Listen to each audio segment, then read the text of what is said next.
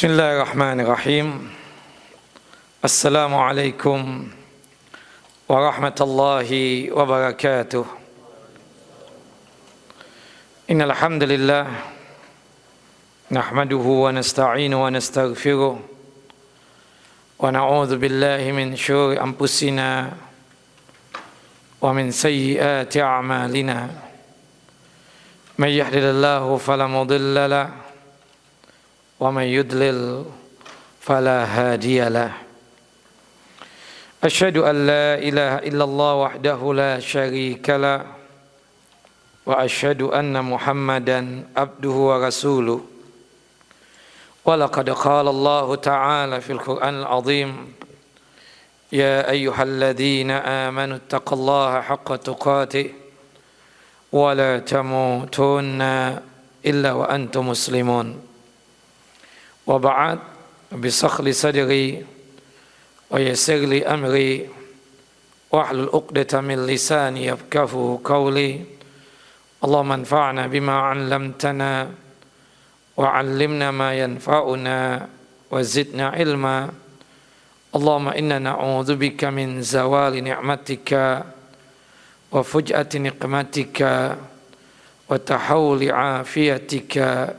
wa jami'i sakhatika Allahumma ja'alna minal ladzina shamu ramadhana imanan wa ihtisaba Allahumma ja'alna minal ladzina qamu ramadhana imanan wa ihtisaba Ikhwani wa akhawati fid din a'azani wa a'azakum Allah.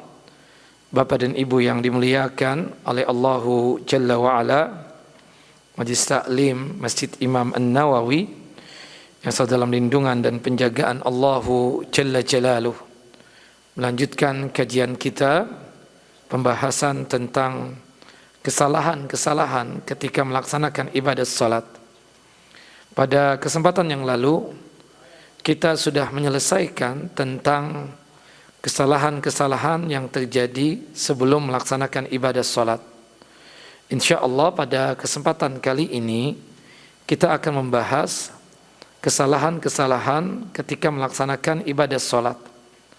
Di antara kesalahan ketika melaksanakan ibadah salat, yang pertama adalah tidak mengangkat tangan ketika takbiratul ihram. Takbir ketika akan ruku, dan takbir ketika bangkit dari ruku, dan takbir ketika bangkit dari tasyahud awal. Kita tahu dalam ibadah salat, sebagaimana disebutkan di dalam hadis yang sahih, ada 4 tempat yang kita dianjurkan untuk mengangkat tangan pada saat melaksanakan ibadah salat tersebut. Yang pertama adalah ketika takbiratul ihram. Yang kedua, ketika kita mau ruku. Yang ketiga, ketika kita mau i'tidal atau bangkit dari ruku. Kemudian yang keempat adalah ketika kita bangkit dari tasyahud yang pertama atau tasyahud awal. Nah, 4 tempat ini disunnahkan buat kita untuk mengangkat kedua tangan. Mengangkat kedua tangan sebagaimana disebutkan di dalam hadis Abdullah ibnu Umar bin Khattab radhiyallahu anhuma. Itu ya dijelaskan oleh beliau tata caranya. Ya, ada 2 cara. Yang pertama, jari jemari dalam kondisi yang tidak tertutup rapat, juga tidak terbuka lebar-lebar, tapi agak direnggangkan sedikit, ya, tidak rapat seperti ini. Kemudian setelah itu, ya, ketika jari jemari ini sudah dalam kondisi agak renggang, tidak terlalu renggang banget, ya, agak sedikit, ya, artinya sedikit renggang, dan juga tidak terlalu rapat, kita kemudian mengangkat kedua tangan ini, posisinya jari jemari sejajar dengan pundak. Itu yang pertama. Yang kedua, ya, kita mengangkat kedua tangan ini, posisi ibu jari percis di bawah daun telinga. Allahu Akbar. Nah, 2 tempat ini yang dimana kita melakukan, ya, tata cara berkaitan dengan takbir, melakukan pengangkatan kedua tangan ketika melakukan takbir. Baik itu takbir ketika takbiratul ihram atau takbir untuk ruku, ya, kemudian juga termasuk bangkit dari ruku ketika mau i'tidal, ketika mengucapkan ya tasmi dan tahmid. Kemudian setelah itu bangkit dari rakaat yang kedua atau bangkit dari tasyahud yang pertama atau tasyahud awal. Nah, ketika seseorang dari kita tidak mau untuk mengangkat tangan di 4 tempat tadi, baik ketika takbiratul ihram atau ketika mau ruku atau ketika bangkit dari ruku atau bangkit dari tasyahud awal, maka berarti ya kita dalam posisi salat kita tidak seperti yang diajarkan oleh Nabi SAW, termasuk kesalahan. Tapi apakah batal salat kita? Kita katakan tidak batal. Karena memang pengangkatan kedua tangan tersebut hukumnya itu cuma sebatas apa? Sebatas sunnah, bukan kewajiban. Tapi yang jelas fokusnya kita menghidupkan sunnah Nabi ketika melaksanakan ibadah salat tersebut. Salah satunya adalah setiap kali kita tersebut ya melakukan takbiratul ihram, kita mengangkat kedua tangan kita. Ketika kita mau ruku, mengangkat kedua tangan kita. Ketika kita tersebut i'tidal, juga mengangkat kedua tangan kita. Ketika kita tersebut bangkit dari tasyahud yang pertama, juga mengangkat kedua tangan kita. Nah, termasuk juga kalau posisi kita masbuk, kita misalnya terlambat 1 rakaat, 2 rakaat, ketika kita ingin mensempurnakan ibadah sholat, bangkit ya setelah imam salam ke kanan dan ke kiri, maka kita pun ketika ingin bangkit untuk mensempurnakan rakaat salat kita dikarenakan masbuk tadi, juga mengangkat kedua tangan. Hal itu disebutkan di dalam hadis Abdullah ibnu Umar bin Khattab radhiyallahu anhuma, anna Rasulullah SAW kana yarfa'u yadaihi hadwa mankibaihi. Adalah Rasulullah SAW mengangkat kedua tangan beliau sejajar dengan pundak. Kemudian ya idza istaftahas shalah, ya mengangkat kedua tangan beliau sejajar dengan pundak ketika melaksanakan takbiratul ihram sebagai pembuka daripada ibadah salat. Kemudian yang kedua, wa idza kabbara li ruku, apabila beliau ya mau ruku juga mengangkat tangan sambil mengucapkan takbir Allahu akbar. Wa idza rafa'a ra'sahu min ruku rafa'ahuma kadzalik aidan. Tempat yang ketiga, ketika bangkit dari ruku untuk i'tidal, juga mengangkat kedua tangan. Nah, termasuk juga ketika bangkit dari tasyahud awal, sebagaimana yang disebutkan juga di dalam hadis Abdullah ibnu Umar radhiyallahu anhuma, sebagaimana yang diceritakan oleh asisten beliau yang bernama Nafi'. Kata Nafi', wa idza qama min rak'ataini rafa'a yadayhi. Abdullah ibnu Umar itu ketika bangkit dari tasyahud yang pertama untuk melakukan rakaat yang selanjutnya ya atau rakaat yang ketiga, beliau tersebut mengangkat kedua tangan. Dan hadis ini ya itu marfu, artinya sampai kepada Nabi sallallahu alaihi wasallam. Nah kemudian itu juga dikuatkan di dalam hadis Malik bin Huwairis radhiyallahu an. Naam, wallahu a'lam bissawab. Kemudian selanjutnya kesalahan yang kedua ketika melaksanakan ibadah salat ya adalah tidak bersedekap ketika melaksanakan ibadah salat ya, ketika berdiri dia melaksanakan ibadah salat, dia tersebut apa? Tidak bersedekap. Jadi sunnahnya itu ketika kita mengangkat kedua tangan, posisi tangan yang kanan di atas tangan yang kiri. Posisinya itu bagian ya pergelangan tangan yang kanan diletakkan di atas pergelangan tangan yang kiri ini, bagian hitamnya.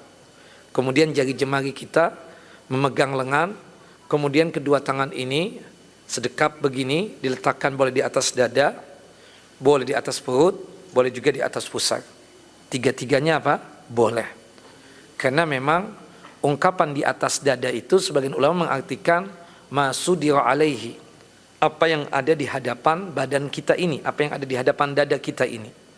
Bisa di atas dadanya percis, bisa juga di atas perut, juga bisa juga di atas pusar. Bukan sebagaimana yang di antara antum itu melakukan peletakan di bawah leher percis. Ini adalah kesalahan, apalagi dengan cara seperti ini doang. Ya, yang benar adalah santai saja sedekapnya di atas dada seperti ini, atau di atas perut, atau di atas pusar. Sebagaimana yang disebutkan di dalam hadis ya Sahal bin Sa'ad, dan juga dikuatkan di dalam hadis Wa'il bin Hujr radhiyallahu anhuma. Nah, ketika dia tersebut lepas tangan, kita katakan tidak mau sedekap, berarti dia tersebut menyelisih dari apa yang diajarkan oleh Nabi kita Muhammad sallallahu alaihi wasallam.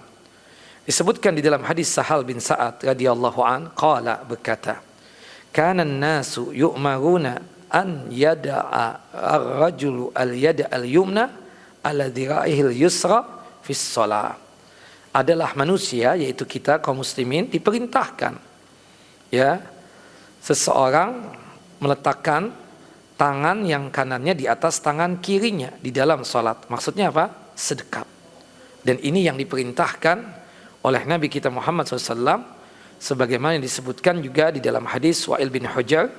Wa'il bin Hujr mengatakan, aku pernah salat bersama Rasulullah SAW, dan aku lihat beliau itu meletakkan tangan kanannya di atas tangan kirinya, kemudian ala sodrihi, di atas dada. Nah, ungkapan di atas dada ini ada yang mengartikan sebagaimana lazimnya dada, ada juga yang mengartikan masudir alaihi, apa yang ada di hadapan ini. Yang ada di hadapan tubuh kita ini kan bisa dada kita, bisa perut kita, bisa juga pusar kita. Wallahu a'lam bissawab. Nah, ini yang berkaitan tentang masalah apa? Masalah sedekap. Jadi kalau kita meninggalkan sedekap dalam sholat, itu termasuk kesalahan dalam melaksanakan ibadah sholat. Kemudian termasuk kesalahan bersedekap dan meletakkannya ya di atas dada, ya dekat leher yang saya sebutkan tadi itu, ya seperti ini. Termasuk apa? Kesalahan. Ini menyelisihi dari apa yang diajarkan oleh Nabi kita Muhammad sallallahu alaihi wasallam. Nah, termasuk juga berkaitan dengan kesalahan dan kekhilafan, kita katakan ketika seseorang dari kita yang melaksanakan ibadah salat, setelah dia tersebut melakukan sedekap setelah takbiratul ihram, seharusnya kan ada urutannya. Setelah melaksanakan takbiratul ihram itu dia membaca apa? Doa istiftah. Dilanjutkan dengan membaca ta'awud. Nah, ada sebagian orang menganggap gampang pembacaan doa istiftah. Hukumnya memang sunnah dan itu dibaca di rakaat yang pertama. Tapi ada seseorang yang selalu saja meninggalkan doa istiftah. Memang secara hukum salat sah, karena status dari doa istiftah itu hukumnya apa? Sunnah, bukan wajib. Seharusnya kita yang mencintai Nabi dan tentunya pasti mencintai sunnah Nabi. Kalau kita memang dianggap cinta kepada Rasulullah SAW, seharusnya juga cinta kepada sunnahnya. Salah satu sunnahnya adalah ketika sholat, kebiasaan beliau di rakaat yang pertama setelah takbiratul ihram, beliau membaca doa istiftah. Dan doa istiftah yang diajarkan oleh Nabi kita Muhammad SAW, ya ada sekitar 12 yang diajarkan. Salah satunya yang paling pendek itu adalah hamdan katsiran tayyiban mubarakan fi, atau ya hadis dari Abdullah bin Umar, Allahu akbar kabira walhamdulillahi katsira wa subhanallahi bukratan wa asila. Nah, kemudian selanjutnya termasuk kesalahan ketika dia tersebut sholat berkacak pinggang. Ya, berkacak pinggang ini termasuk perbuatan yang salah di dalam melaksanakan ibadah sholat, yang diistilahkan dengan istilah al-ikhtisar, ya, yang artinya adalah apa? Berkacak pinggang. Rasulullah SAW melarang kita ketika melaksanakan ibadah salat dalam posisi berkacak pinggang tersebut, sebagaimana yang disebutkan di dalam hadis yang sahih.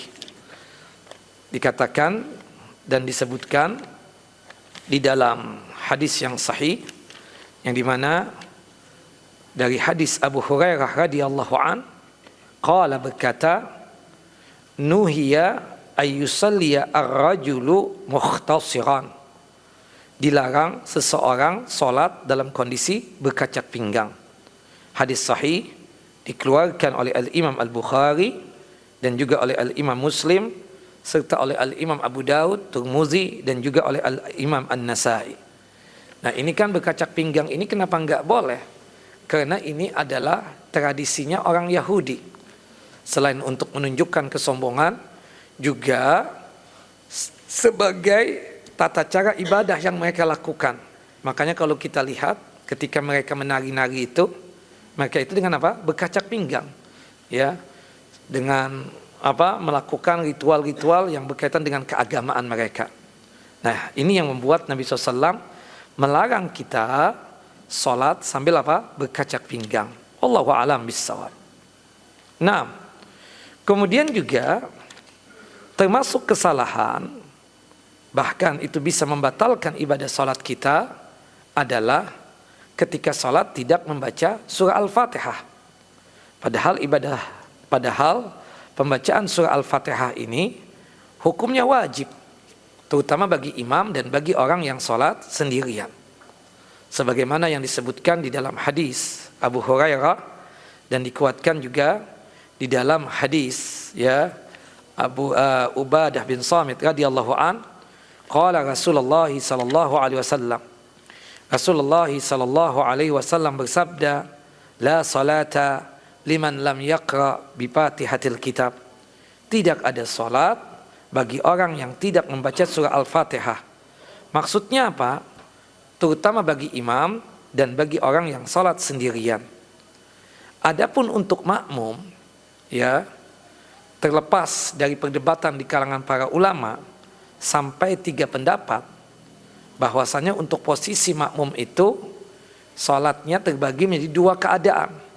Ada keadaan jahar, nampak bacaan imam seperti salat subuh, 2 rakaat yang pertama salat maghrib, 2 rakaat yang pertama salat isya. Ketika salat jahar seperti itu dan dia mendengar bacaan imam termasuk Al-Fatihahnya, maka disuruh dia tersebut untuk diam, sebagaimana disebutkan di dalam firman Allah Jalla wa Ala di dalam surah Al-A'raf surah yang ke-7 ayat 204, wa idza quri'al Qur'an fastami'u lahu wa ansitu la'allakum turhamun. Apabila dibacakan Al-Qur'an untuk kalian termasuk di dalam salat dan kita mendengar, maka hendaknya diam dalam rangka untuk mendengar dan menyimak bacaan Al-Qur'an tersebut, tujuannya agar kita semua mendapatkan rahmat dan kasih sayang Allah Jalla wa Ala. Termasuk juga disebutkan di dalam hadis yang sahih, innama ju'ilal imamu liyu'tamma bihi. Dijadikan imam itu untuk diikuti. Idza kabbara fakabbiru. Apabila imam telah mengucapkan takbir Allahu Akbar, maka kalian wahai para makmum juga mengucapkan takbir Allahu Akbar. Nah, di ujungnya Rasulullah mengatakan, wa idza qara'a fa ansitu. Apabila imam membaca dan bacaannya itu terdengar, maka bagi makmum tersebut diam. Nah, bagaimana tentang Al-Fatihahnya makmum tersebut? Disebutkan di dalam hadis Jabir radhiyallahu anhuma, qala Rasulullah SAW, man kana lahul imam fa qira'atul imam lahul qira'ah. Barang siapa yang memiliki imam, maka bacaan imam tersebut sudah mewakili bacaannya makmum. Maka oleh sebab itu, ikhwan wa akhawati fid din, a'azani wa a'azakumullah, status pembacaan surah Al-Fatihah itu wajib untuk siapa? Untuk imam dan untuk orang yang salat sendirian, sebagaimana disebutkan di dalam hadis Ubadah bin Samit radhiyallahu an. Sedangkan untuk makmum itu kalau salatnya jahar, maka kita diam untuk mendengar dan menyimak bacaan imam tersebut, dan Al-Fatihah kita sudah diwakili oleh imam. Ya, kemudian adapun salat yang sifatnya sir, tidak terdengar bacaan imam, maka pada saat itu kita diwajibkan untuk membaca Al-Fatihah juga sebagai makmum. Kita diwajibkan juga apa? Membaca surah Al-Fatihah. Seperti salat zuhur, salat asar, 1 rakaat yang terakhir salat maghrib, 2 rakaat yang terakhir salat isya. Dikembalikan kepada keumuman hadis dari Ubadah bin Samit dan juga hadis dari Abu Hurairah radhiyallahu an. Ya. Dan itu yang disebutkan oleh Abu Hurairah radhiyallahu an. Kata Abu Hurairah, ketika kami mendengar bacaannya Rasulullah SAW pada saat melaksanakan ibadah salat, kami diam dalam rangka untuk mendengar dan menyimak bacaan Rasulullah SAW. Tapi ketika kami tidak mendengar bacaan Rasulullah SAW, seperti salat zuhur, asar, 1 rakaat yang terakhir salat maghrib, 2 rakaat yang terakhir salat isya, kami membaca surah Al-Fatihah. Tapi para ulama sepakat, sepakat. Jika imam tersebut merubah posisi dari berdiri ke ruku misalnya, dan kebetulan kita sebagai makmum belum selesai membaca Al-Fatihah, maka kewajiban kita apa? Ikut dengan imam. Kita misalnya baru membaca 2 atau 3 ayat dari surah Al-Fatihah. Tahu-tahu imam itu mengucapkan takbir intiqal, Allahu Akbar. Imam mau ruku. Maka kewajiban kita apa? Ikut dengan imam tersebut melakukan apa? Ruku. Karena berdasarkan hadis yang sahih, Nabi menyatakan apa? Innama ju'ilal imamu liyu'tama bihi. Dijadikan imam itu kan untuk diikuti. Salah satunya adalah idza raka'a farka'u. Apabila imam telah ruku, maka rukulah kalian. Sebagai makmum ya. Nah, bagaimana dengan Al-Fatihah kita Ustadz? Kita belum selesai membaca Al-Fatihah. Kita katakan sudah diwakili apa? Oleh imam. Berdasarkan hadis yang umum, man kana lahul imam fa qira'atul imam lahul qira'ah. Barang siapa yang memiliki imam, maka bacaan imam itu sudah mewakili bacaannya makmum. Nah, tolak ukur kita terhitung 1 rakaat itu kapan sih paling terakhirnya? Ketika ruku. Artinya ada di antara kita masuk ke masjid ini, imam ruku, kemudian kita masuk ke barisan shaf salat, kita melakukan takbiratul ihram, takbir yang pertama, kemudian langsung takbir intiqal, takbir perpindahan dari berdiri ke ruku. Dapat enggak 1 rakaat kita dari imam? Dapat. Ketika kita sebagai makmum masih mendapatkan rukunya imam dan kita bisa ruku, maka terhitung salat kita 1 rakaat. Sebagaimana disebutkan di dalam hadis yang sahih, hadis dari Abu Hurairah radhiyallahu an, man adraka rak'ah faqad adrakus shalah. Barang siapa yang mendapatkan rukunya imam, berarti dia tersebut telah terhitung 1 rakaat dari ibadah salat yang dia kerjakan. Nah, artinya kita masuk ke masjid ini, imam ruku, kita pun melakukan takbiratul ihram, kemudian langsung ruku juga. Maka kita terhitung 1 rakaat. Nah, kita kan tidak membaca Al-Fatihah Ustaz. Gimana? Sah enggak salat kita? Sah. Bagaimana dengan Al-Fatihah kita? Al-Fatihah kita diwakili oleh siapa? Oleh imam. Ala kulli hal, yang wajib untuk membaca surah Al-Fatihah tersebut siapa?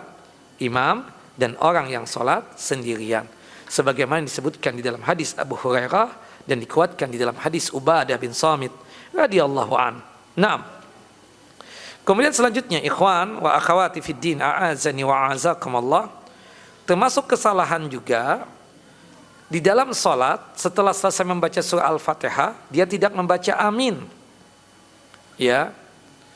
Amin ini dibaca di dalam salat setelah membaca surah Al-Fatihah. Tapi tidak di luar salat, ya. Kalau di luar salat tidak disyariatkan kita membaca amin setelah membaca apa? Al-Fatihah. Misalnya kita membaca Al-Quran, kita kebetulan sudah hatam menyelesaikan 30 juz di hari yang ke-7 ini. Kemudian kita mulai lagi kan surah yang pertama, yaitu surah apa? Al-Fatihah. Ketika di luar salat kita membaca Al-Fatihah tanpa mengucapkan apa? Amin. Karena amin itu diucapkan ya setelah selesai membaca surah Al-Fatihah, itu cuma di dalam salat. Baik dia yang laki-laki ataupun dia yang perempuan. Baik salatnya nampak ataupun salatnya tidak nampak. Baik jahar ataupun sir. Baik kita sebagai imam ataupun kita sebagai makmum. Maka kita dianjurkan untuk mengucapkan amin. Termasuk kesalahan ketika seseorang dari kita di dalam salat, ya, di dalam salat, dia setelah selesai membaca Al-Fatihah tidak membaca amin. Naam. Kemudian termasuk kesalahan juga setelah membaca Al-Fatihah, sebelum membaca surah, setelah mengucapkan amin, tahu-tahu dia baca doa. Yang sering dia baca itu apa? Rabbighfirli wali walidayya warhamhuma kama rabbayani shaghira. Nah, ini kesalahan. Setelah membaca Al-Fatihah itu, sebelum membaca surah, bukan tempat kita berdoa, bukan tempat kita memohon kepada Allah. Yang ada setelah pembacaan amin, setelah kita membaca Al-Fatihah, langsung kita membaca surah.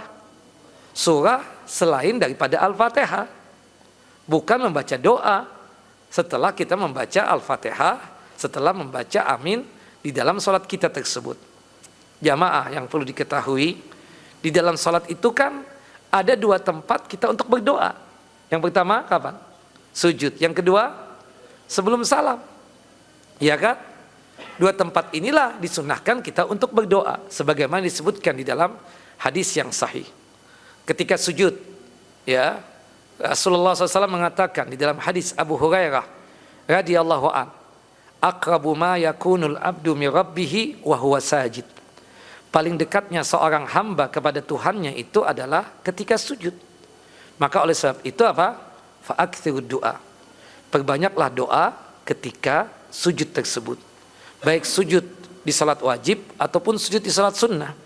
Baik sujud di rakaat yang pertama ataupun sujud di rakaat yang kedua. Baik sujud di rakaat yang ketiga ataupun sujud di rakaat terakhir. Tidak ada pengkhususan berdoa itu di sujud yang terakhir saja, tapi apa? Di semua sujud. Nah, kalau antum ingin berdoa, berdoalah ketika sujud, bukan setelah membaca Al-Fatihah.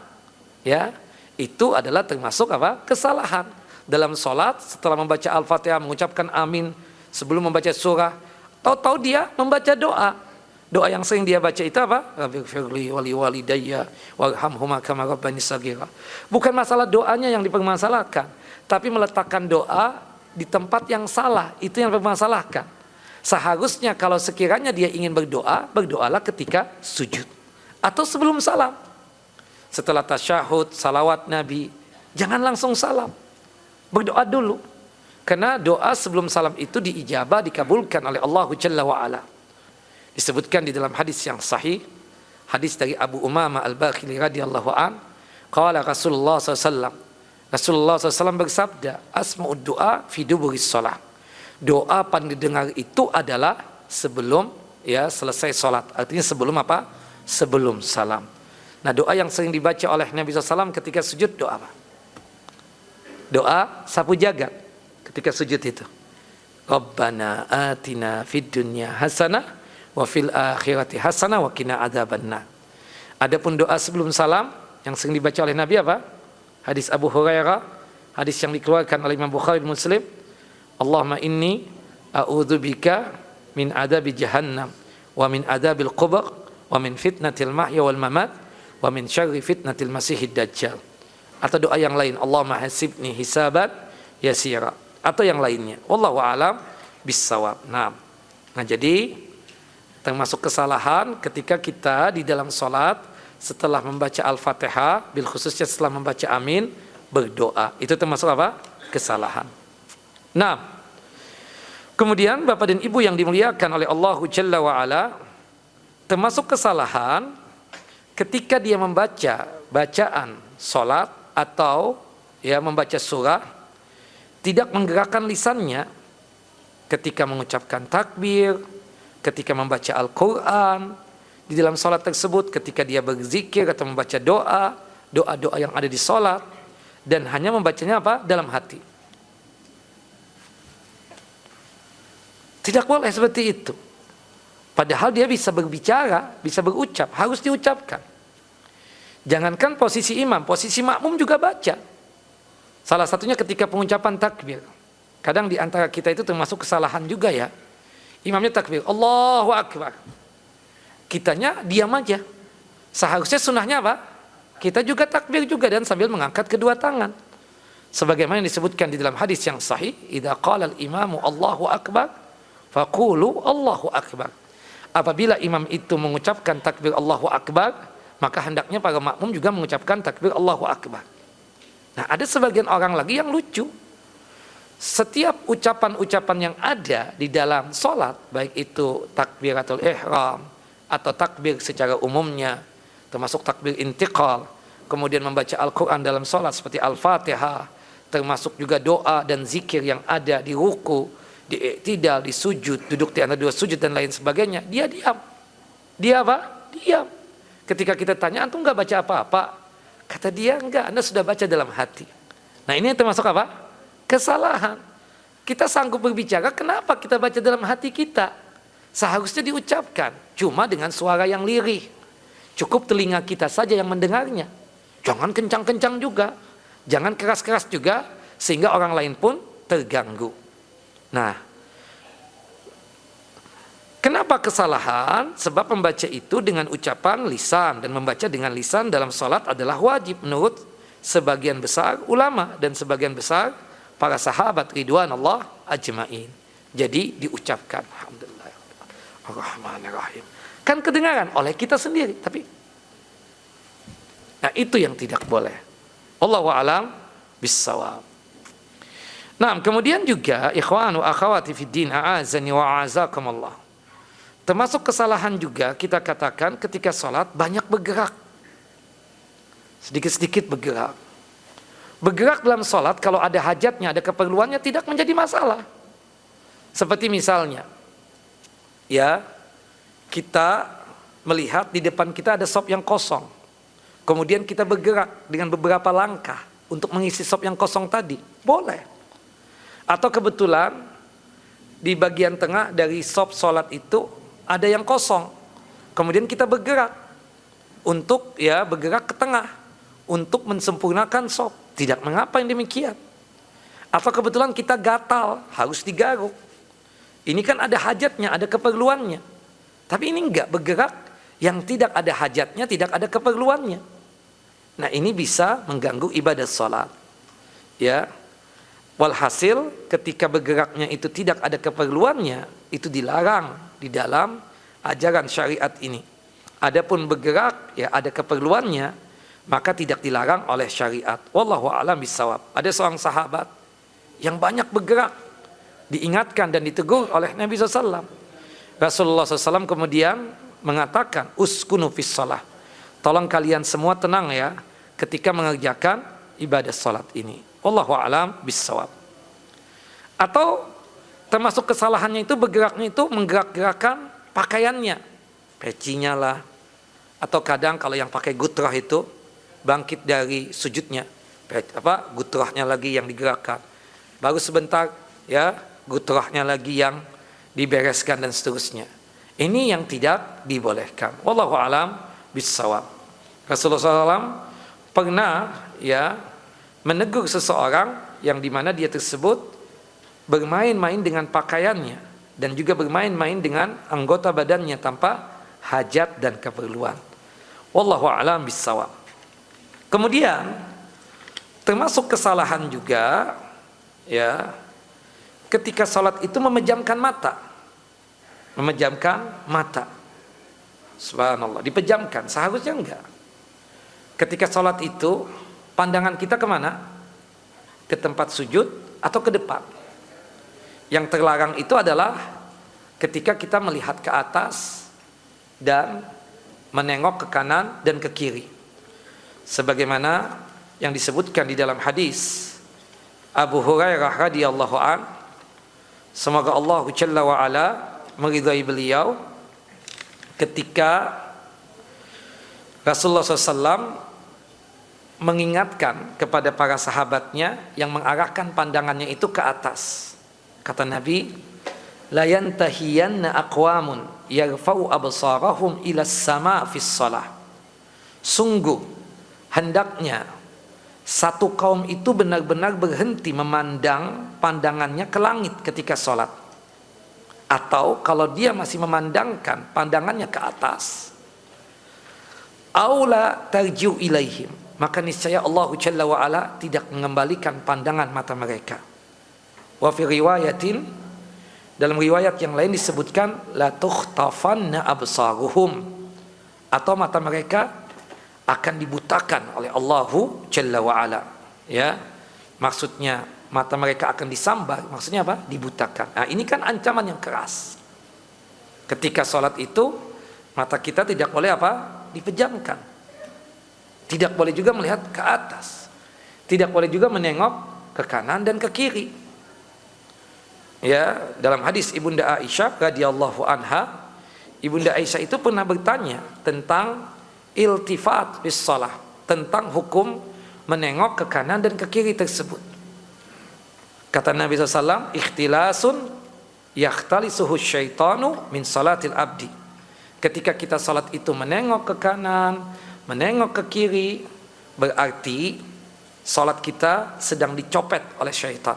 Salat kita sedang dicuri oleh syaitan. Ya. Nah, jadi kesimpulannya, pandangan kita ini kita arahkan kemana? Yang dibolehkan cuma 2 tempat. Yang pertama, ke tempat sujud. Yang kedua, ke depan. Sebagaimana yang disebutkan di dalam Al-Quranul Karim. Ya. Yang dimana juga disebutkan di dalam hadis Nabi SAW, ya, yang dimana pandangan kita tersebut kita arahkan ke depan atau kita arahkan ke tempat sujud. Sebagaimana disebutkan di dalam hadis yang sahih, kana Nabi SAW ya ta'u ra'sahu wa rama bi basarihi nahwal ardh. Adalah Nabi SAW itu menundukkan kepala beliau ketika salat dan mengarahkan pandangan beliau ke tempat sujud. Allahu a'lam bis-shawab. Nah, Ustaz, kalau sekiranya saya susah untuk khusyuk dalam salat kecuali memejamkan mata. Aslinya memejamkan mata itu kan hukumnya makruh dalam salat. Ya. Bahkan sebagian ulama termasuk kesalahan. Tapi ketika ditanya Syekh Muhammad bin Shalih Utsaimin, jika sekiranya memejamkan mata itu tujuannya untuk menghadirkan kekhusyuan dalam salat, sehingga dia sanggup untuk menghadirkan hatinya untuk Allah Jalla wa'ala, maka tidak mengapa yang demikian. Tapi kalau sekiranya tidak didapatkan kekhusyuan tadi dengan memejamkan mata, maka kembali kepada asal mula hukum. Tidak boleh ketika sholat itu apa? Memejamkan mata. Wallahu a'lam bis-shawab. Nah, kemudian selanjutnya termasuk kesalahan dalam sholat itu adalah sadal. Ya, sadal itu isbal untuk laki-laki ya. Kita nih wajib ya pakaian kita tersebut jangan sampai apa? Isbal. Isbal itu haram untuk kita yang laki-laki. Isbal itu ada pakaian kita yang bagian atas ini dari atas ke bawah seperti gamis, sarung, celana. Jangan sampai menjulur ke bawah hingga menutupin mata kaki. Tepatnya itu apa? Di atas mata kaki. Seperti itu. Jangan sampai apa? Celana kita, gamis kita, sarung kita menutupin mata kaki. Itu yang disebut dengan isbal. Sebagaimana yang kita jelaskan pada kesempatan yang lalu, bahwasannya perbuatan isbal ini haram dan kategorinya kalau dirangkai dengan kesombongan itu adalah apa? Dosa besar. Nah, makanya hadis-hadis yang melarang laki-laki memakai pakaian dengan isbal, menutupi mata kakinya, pakaian atas ke bawah ya, bukan bawah ke atas. Kalau bawah ke atas boleh enggak? Seperti kaos kaki, sepatu, boleh. Tertutup juga kan mata kaki kita. Tapi itu tidak mengapa, karena itu pakaian dari bawah ke atas, kayak kaos kaki. Tapi yang dilarang, yang disebut dengan isbal itu pakaian atas. Ya, seperti gamis kan menjulur ke bawah. Seperti sarung menjulur ke bawah. Seperti celana menjulur ke bawah, tidak boleh menutupin mata kaki kita, baik di dalam sholat ataupun di luar sholat. Nah, saya pernah melihat nih sebagian santri ini masih isbal, ya, masih isbal kita katakan. Maka oleh sebab itu hati-hati ya, jangan sampai isbal lagi. Antum kan thalib di sini, antum apa? Ya santri di sini. Contohkan contoh yang baik. Jangan sampai isbal, apalagi dalam sholat. Apalagi apa? Dalam sholat. Ya, berdosa iya, karena kita melakukan perbuatan yang haram. Termasuk juga kesalahannya adalah ketika sholat menutupi muka kita, wajah kita. Termasuk perempuan yang pakai cadar ketika sholat apa? Penutup wajahnya apa? Dilepas. Nah, kecuali kalau ada sebab, kayak misalnya kayak zaman COVID itu kita pakai masker karena untuk menghindari terpapar penyakit COVID. Tidak mengapa. Tapi aslinya kita kalau kondisi aman seperti sekarang ini masih pakai masker dalam sholat, maka hukumnya apa? Makruh. Hendaknya apa? Maskernya dilepas dulu. Nanti setelah selesai sholat dipasang lagi. Ya, kecuali kalau sekiranya ada kejadian sebagaimana kejadian yang kita alami itu. Zaman Covid, zaman adanya wabah corona, kita dianjurkan untuk pakai apa? Pakai masker. Maka gugurlah hukum kemakruhannya. Maka gugurlah hukum apa? Kemakruhannya tadi. Wallahu a'lam bissawab, ya. Ini kira yang bisa disampaikan, nanti insya Allah kita lanjutkan lagi di kajian kita yang selanjutnya berkaitan dengan kesalahan-kesalahan ketika melaksanakan ibadah salat. Wassallallahu nabiyana Muhammad wa ala ali Muhammad kama shallaita ala Ibrahim wa ala ali Ibrahim innaka Hamidun Majid. Allahumma barik ala Muhammad wa ala ali Muhammad kama barakta ala Ibrahim wa ala ali Ibrahim innaka Hamidun Majid. Kita tutup kajian kita dengan masing-masing kita baca doa kafaratul majlis. Subhanakallahumma wa bihamdika asyhadu an la ilaha illa anta astaghfiruka wa atubu ilaik. Assalamualaikum warahmatullahi wabarakatuh.